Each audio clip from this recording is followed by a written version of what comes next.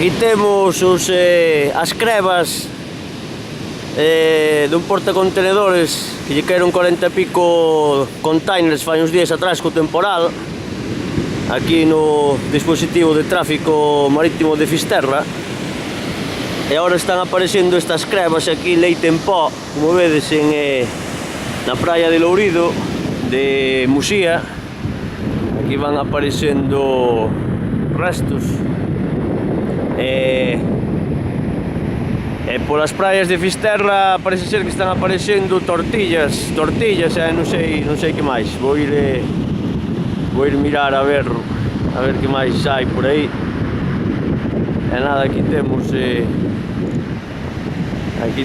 isto. Aí está.